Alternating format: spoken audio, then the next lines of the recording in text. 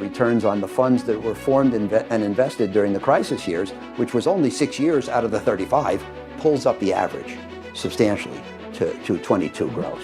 The question is, how do you decide you're right and the herd is wrong? What methods do you have to avoid confirmation bias?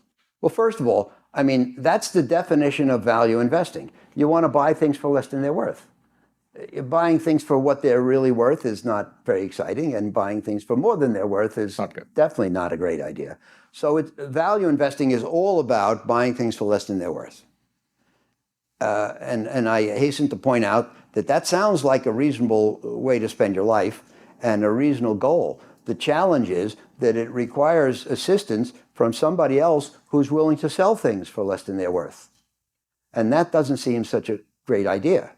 So the answer is, our funds basically do best in crises when asset holders get scared and dump assets.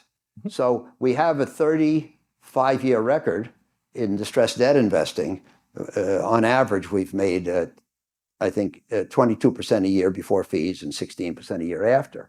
But the returns in the non-crisis years are pedestrian. But the returns on the funds that were formed and invested during the crisis years, which was only 6 years out of the 35, pulls up the average substantially to 22 gross. You buy things that, for what you think is less than they're worth. What makes you think so? Yeah. And how can you be sure that your decisions are not made based on biases? Well, there will be a lot of things that you'll learn in the investment business, and there will be a lot of things that we talk about today, where I can't tell you how. There is no how. Who was it?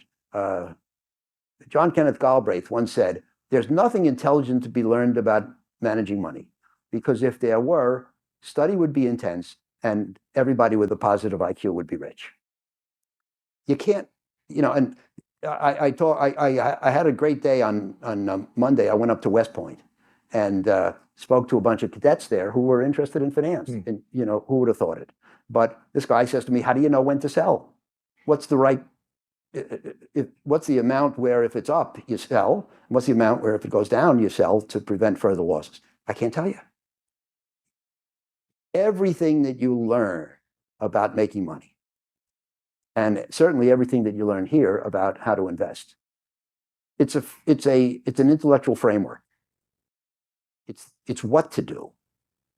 Nobody can tell you how to do it.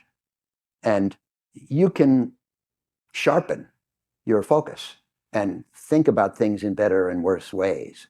But I created a concept called second level thinking, which is thinking different from the herd, deeper, hopefully more sophisticated, but also better. If you think different but worse, you have a problem. So second level thinking, you have to think different and better. And in my first book, which is called The Most Important Thing, I have 20 chapters. Each chapter says the most important thing is, and then it's a different thing.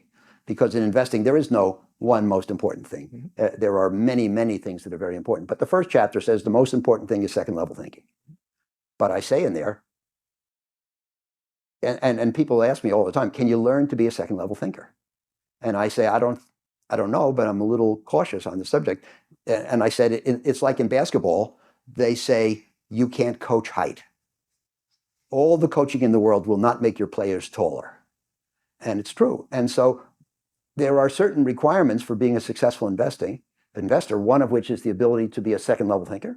And another is the ability to be unemotional. Can you teach these things?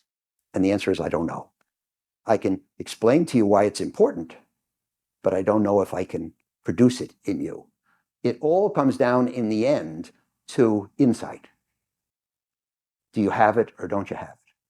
And I don't know if people who don't have it can be made to have it. I think because a lot of it is an art form. We see the future, and the only way to think about our whole industry is based on forecasts. I don't believe in macro forecasts. Economy, market, currency, commodity, interest rates. Unpredictable. There's a real dearth of people out there who got rich by making macro forecasts and investing on that basis. But we all have to think about the future. We all operate in the future. One of my favorite quotes is from Ian Wilson, who ran General Electric, who said, all the sophistication in the world will not get you around the fact that everything you know is about the past and all your decisions are with regard to the future. But we have to deal with the future. And I think we have to deal with the future as a probability distribution. And the question is, who can draw in his mind or her mind a probability distribution of future events, which is the best predictor?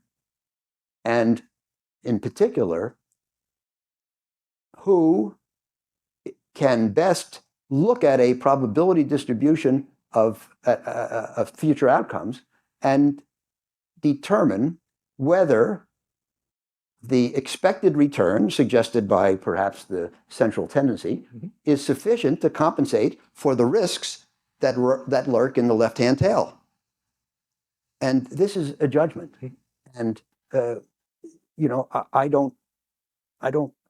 I said, I can explain to you what's important, but I don't know if I can teach insight.